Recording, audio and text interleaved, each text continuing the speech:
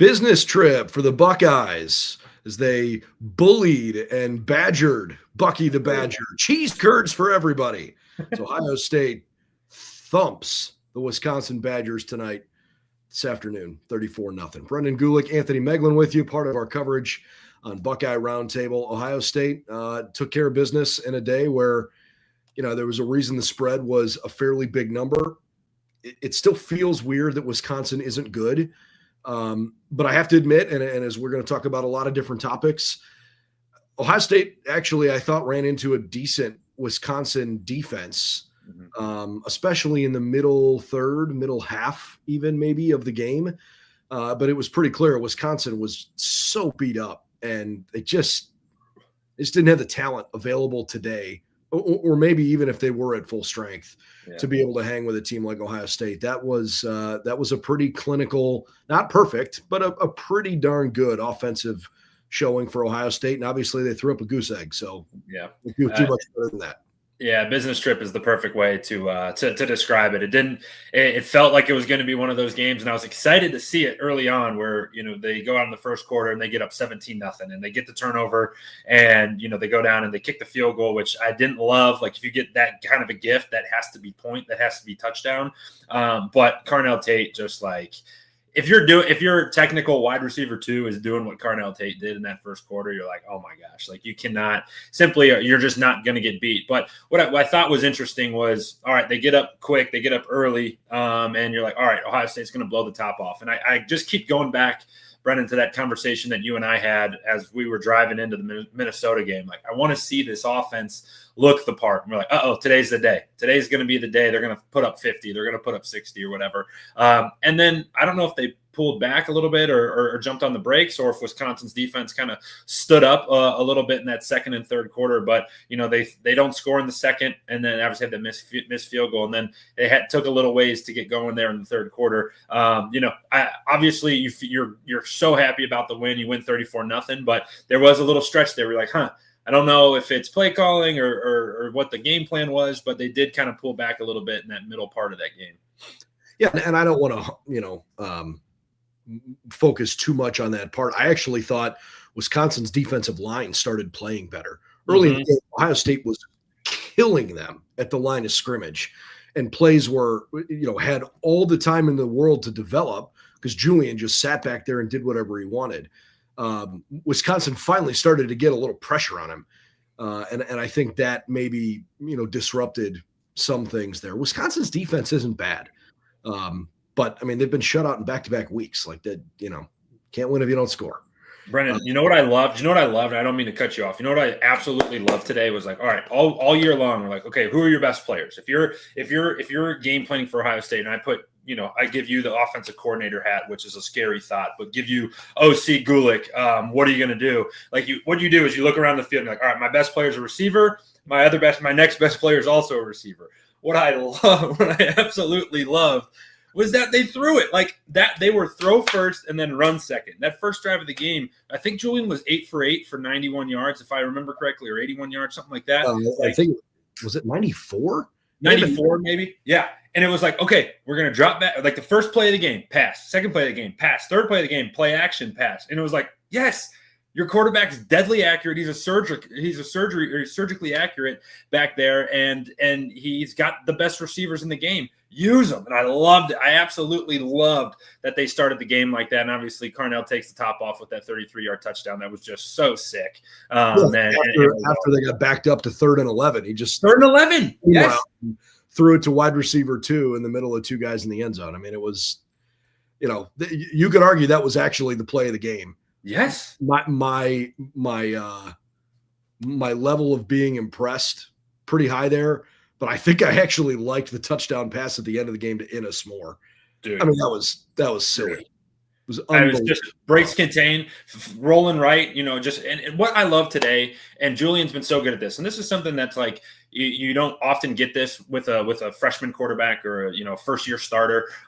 Is his just presence in the pocket has been just so much better as the years gone on, and even the first touchdown to Carnell, he stepped up in the pocket and actually slid to his left, so he was just kind of like backpedaling and put his foot in the ground and ripped it up the seam. And same thing with that Innis throw, like broke contain. He had the guy actually, the defensive end was chasing from behind and dove, and he did that little hop step and then ripped it. And you were like, oh my gosh, like that was a beautiful ball. That was one of those games. I've never been in it. I've never felt it. But when a quarterback's in a zone like that, like you can definitely tell. And he was all game long from start to finish. He was on the money. And it was awesome to watch him ripping it around the field. Yeah, well, I mean, easily the best game of his career, 35 of 42 for 394. And we're going to have to get on the intern that made the graphic. Oh, no. Instead of 3. But that's 4 touchdowns.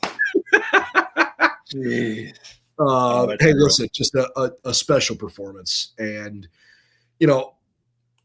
I think we have kind of felt like Julian was ready for this. So it's nice to see it actually finally happen.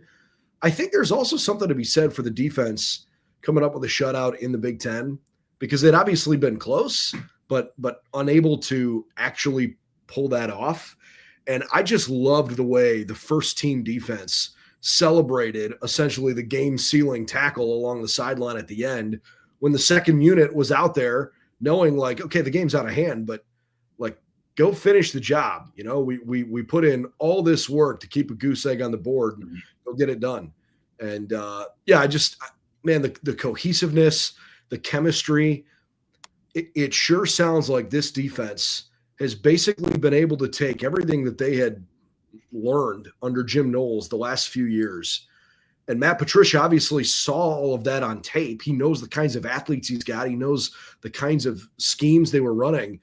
And it's as though Matt Patricia simplified things in a way that has just unlocked the athleticism for a number of these guys. Nobody in America is playing better. In my opinion, nobody in America defensively is playing better than Arvell Reese right now. He's a monster. And statistically, he had a fairly quiet game today because Wisconsin was trying to run the opposite way every single time. Like, why would you go at that guy? Yeah. Sonny Styles the same way. It was awesome. And the Caden McDonald was incredible. Caden McDonald did an okie doke on the defensive line in the beginning of the second quarter. It was insane. Like these guys, I wrote about this earlier in the week. Like one of the things that's so special, and you and I have talked about this both on camera and off camera. Like, you when you lose 8 guys to the NFL, 7 of which were drafted, a couple were undrafted free agents, like that's replacing a ton. And the fact that, and it's just not you and I saying this, everybody's saying that this unit's better than that unit, which is just bonkers to think about and to say, but it's true because I think a couple of reasons. One, the athleticism that they have with Arvell and Sonny in the middle is like Arvell somehow, some way is like a massive upgrade from, this isn't disrespectful at all, but from Cody Simon. Like Cody was great. Arvell's insane. And the way that they're using these guys and Arvell especially, like he's pretty much just a pass rusher that can just go anywhere. And it's really fun to watch because he can be that at your typical linebacker positions, or he can go on the left end. He can go on the right end. He can line up at defensive tackle or in those A gaps and rush the passer. And he's been known and he's showing that he can do it. But what's just really special is that Sonny next to him is the smartest guy on the field. And the second smartest guy on the field is 5 yards behind him in Caleb Downs. So what that allows you to do is Matt Patricia is able to take all of his NFL schemes and all of his NFL thoughts and plays and stuff and put them on a college team and be like, all right, guys, let's see what you can handle. And to this point, they've been able to handle it all. And it just is terrorizing opposing quarterbacks and opposing offenses. And it's, as Buckeye fans, it's really fun to watch. I think the thing about Arvell that is most impressive to me is his first step. Mm-hmm. I don't know that I can, I'm sure he has, but like, I don't know that I can remember him getting caught flat-footed in a moment where he really needs to be an athlete.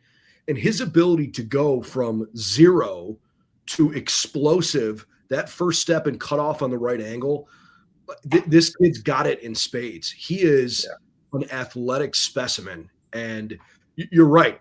I really liked Cody Simon as a linebacker. And I think, and this isn't like a bragging thing, I was actually higher on Tommy Eichenberg than basically anybody else in the Buckeye space before Tommy actually got on the scene. And I just felt like Tommy had really good instincts. He didn't have the speed or the explosiveness that Arvell does. I think Arvell is almost more athletic than like what his head tells him he's seeing, but he is seeing things so cleanly and so quickly that he's closing gaps lightning fast. And when he makes a mistake, he makes up for it so fast that he can almost hide it. I just think he's a freak, man. He is. It's like the right way to describe him, like being a freak. And you know what? The good part about like those types of players is they make mistakes the mistakes are few and far between. Kenneth, what is up, man? Appreciate it. Thanks for jumping in. Everybody else, jump in the comment section over there.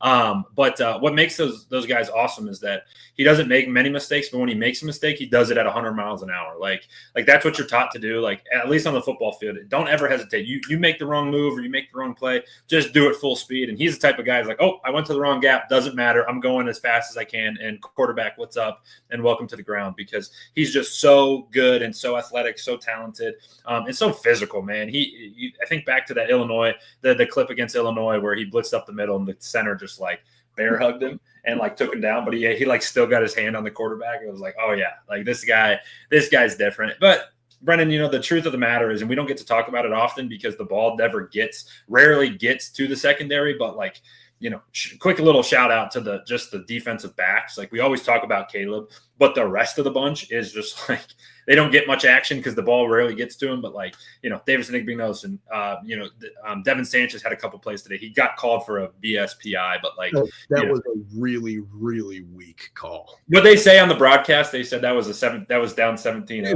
they said that's a 17-0 call. Yeah, which I was like, all right, yeah, that's a good one. But like, quick little shout out to those guys because they when everyone else does their job right and on the offense they block it up and maybe they find one time where Arvell doesn't get home, doesn't matter because nobody's open down the field. And I think there was the defensive coordinator or the offensive coordinator for Wisconsin had a quote, and it was like, yeah, it feels like when they play zone, they're still playing man because they're just latched onto these guys and making it really, really hard to run an offense. Yeah, and listen, when you have, when you're that far down your depth chart at quarterback and at running back, I mean, most teams in the country don't have guys that are third and fourth stringers that you're expecting to get valuable production from in big minutes. There's a part of me that feels a little bad for Fickell. He's a Buckeye. I think he's a great coach. I mean, what he did at Cincinnati should prove to everybody that the interim year he had in Columbus was not an accurate reflection of his ability to lead a team. Mm-hmm. He is an absolute warrior. Everybody that in Buckeye Nation knows Luke Fickell's story. They know him and love him. It feels inevitable that this is going to come to an end for him in Wisconsin. Maybe that's not fair. Maybe that's not true. It's big business, man. And I feel like James Franklin was fired for less last week. I don't know. I mean, clearly Wisconsin is not in a great spot right now.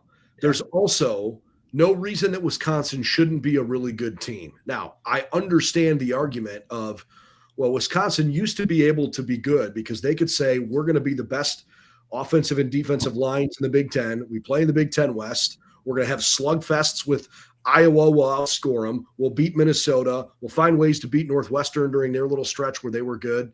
They felt like they could win the West and get to the title game. And now that's not the structure of the conference. And the reality is it feels like they got a pretty good uphill climb. But they're not going to tolerate losing like this. And I do feel a little bit bad for Fickell because I'm not 100% sure that this is all his fault. But maybe he hops back on the plane and comes back to Columbus. It's a tough one. Yeah, well, so there's that too. Because like he's and just trying to learn what's been going on. One of his fatal flaws, I guess, in Wisconsin was, trying to make the Wisconsin Badgers a fast paced, throw it down, five wide and then throw first, run second type of team. And, that's in theory, that's really good. But what that does is that takes away from what Wisconsin's like good at and what they're kind of known for. And it's hard to convince like the top flight athletes. Like you're not convincing Jeremiah Smith from Miami, Florida to come to Madison, Wisconsin. It's hard to convince those types of guys to get up there and to have a successful offense that does that. You need the best of the best, and, just unable to do that. And it does suck. You feel for him. But it does feel like it honestly looks like after Oregon next week, they're just waiting for like that and then probably try to move on. But it is unfortunate, and it does stink. But hey, maybe gets another chance somewhere else and has another opportunity to turn a good program back around. All right, this is a Buckeye show, not a Wisconsin show. So we'll go back to the Bucks here for a moment. You got a bye week next week. Huge. I mean, I think everybody.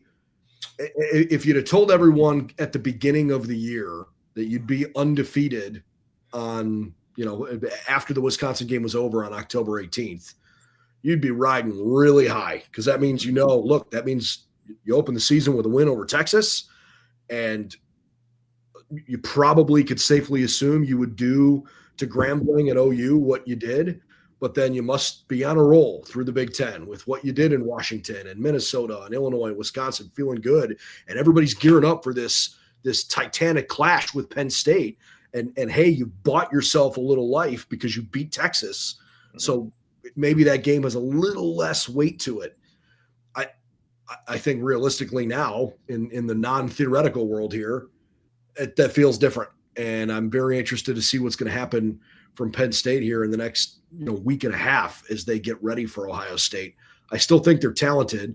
There's also a part of me that feels Penn State in some ways could be a scarier team because they've got nothing to lose. But without Drew Aller, I don't know if that's really a fair way to think about it. Yeah, that's the big one to me is like, yes, you lose the coach and everything, but you can't forget it kind of got thrown under the rug or brushed under the rug. Like, Drew Aller's out for the season and he's not going to be there. So, and even beyond that, Brendan, like you go Penn State, you'll be massive favorites against Purdue. You'll be big favorites against UCLA, although UCLA's got that little interim bump going that you talked about where it's like they're just playing with their hair on fire.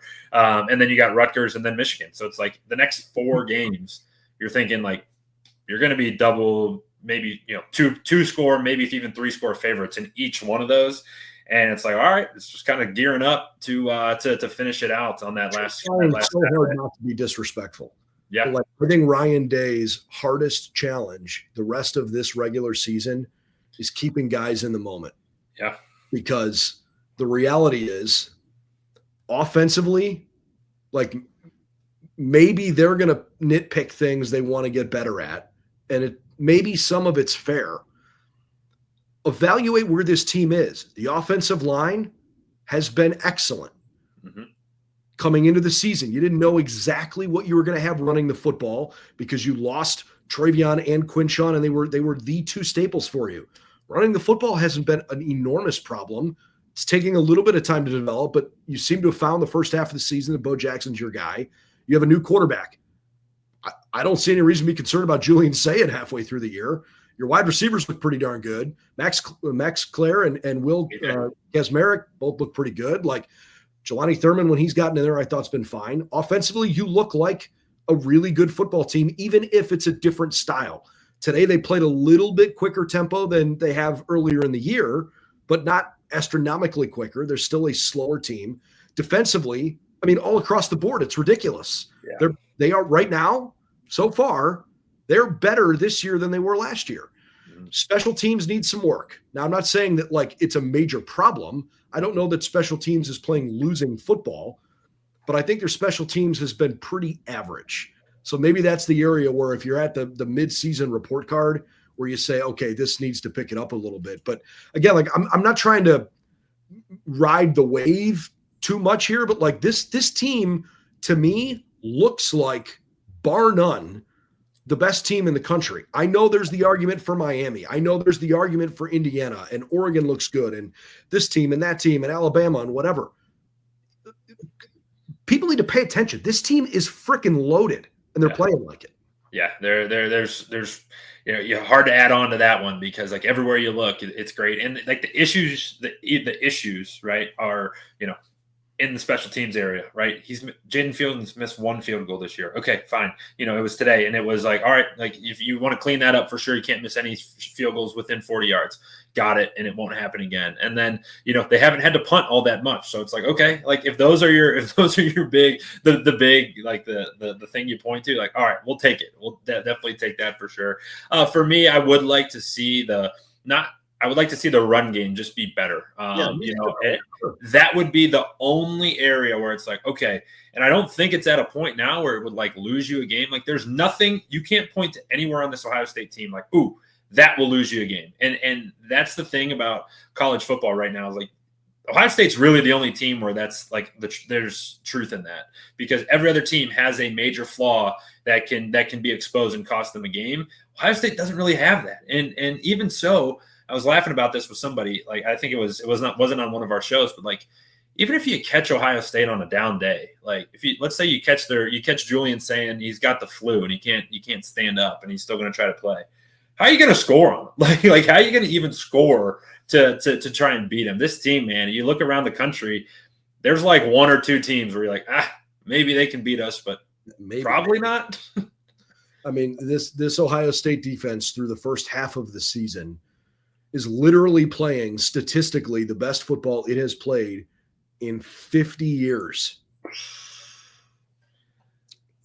They haven't given up a touchdown. So I heard this on the radio. I was in the first half in 7 games. Yes, the first half touchdowns. Like, oh my God, they've given up 12 first half points. They had 17 points in the first quarter today. They've given up 12 first half points in 7 games now all season. Like what? Yeah. No, I mean, listen, we are living in the golden era of Ohio State football right now. They look the part. This team has a really impressive mindset. And I just don't know that you can tell the story of this Buckeye team without acknowledging the leadership that it takes, players and coaches in particular, to say, listen, we achieved our goal last year. We won a national title. And for Caleb Downs in particular, so quickly to be like, listen, take that stuff down. Yeah, we did that. But like, that's not this team. That's not what we want to do here in 2025. You keep building on that experience. It's really rare to find guys like that. Yeah. And in this age where it's all about the look of it all, it's even harder to get guys to continually buy into that. And I just hope people aren't taking for granted. I hope everybody's enjoying this, because you'd be nuts not to. But, man, I hope you don't take it for granted, because, to your point, you can look at just about every other team in the country. What would you like to be an Iowa fan right now? And I say that lovingly. Like, Iowa's fine. They're a good team.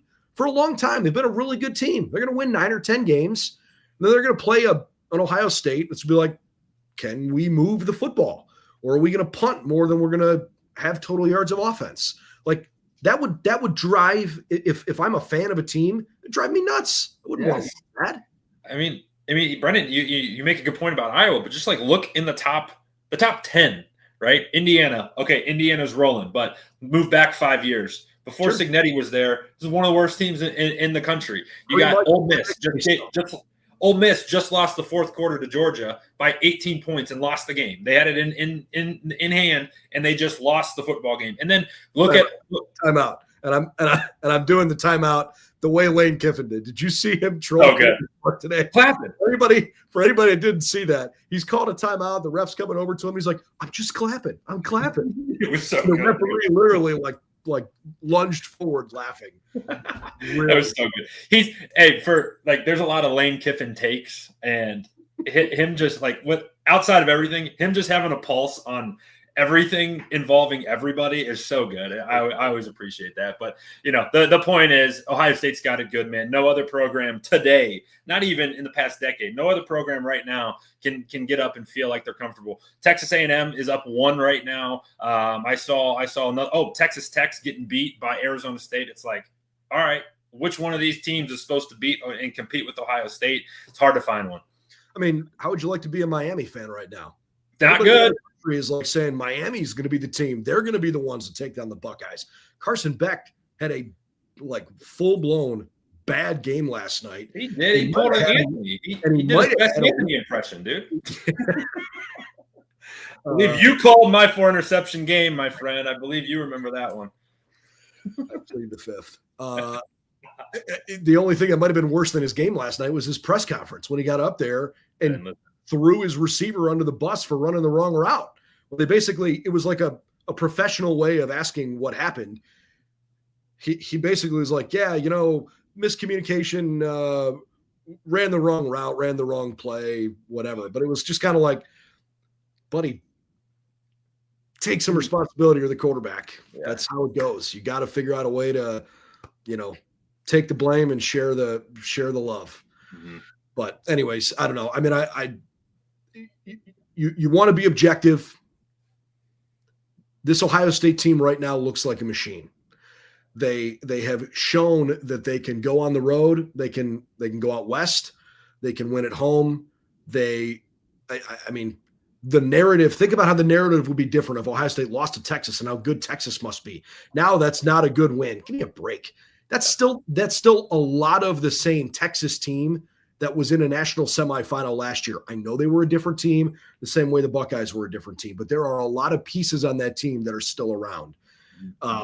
This team absolutely looks like the kind of team that is going to make a deep run. Is it an inevitable national championship? I don't know. They're 18, 19, 20-year-old kids. Things can happen. You pray for good health and you enjoy your Saturdays, because the reality is this group looks exactly like what Buckeye Nation expects their football team to look like. Yeah, there's no doubt. And I know everyone in Buckeye Nation's got that Saturday after Thanksgiving circled, but one that is just I'm hopeful we get is a Big Ten championship that's Indiana on one side and Ohio State on the other side, because that has the makings. If there's one team, I said it a couple times. If there's one team out there that you think could run with the Buckeyes, it might be Cignetti's Hoosiers, and you're like, all right, that would be a fun one for Ohio State to get up for, and for Indiana to get up for, and as it leads into a playoff run for both teams, I think that would be pretty cool. But the big thing is, you said it, like the challenge now is stay locked in for these next 5 weeks, right? Like, you're going to be big favorites. But the best part about this team, and my favorite part about them, is like they're so mature, and the players are so mature that they won't even consider. Like, I have no worries at all that there's a letdown game, that there's a spot or a trap game here. That doesn't exist in this program, and that's the best part about it. Yeah, no doubt. All right, 34-0. What a win. Clinical, surgical, business trip for the Buckeyes up in Madison. Lots more coverage to come over on Buckeye Roundtable throughout the day and throughout the rest of the upcoming week. So Ohio State keeps that undefeated record intact. See you at Buckeye Roundtable real soon.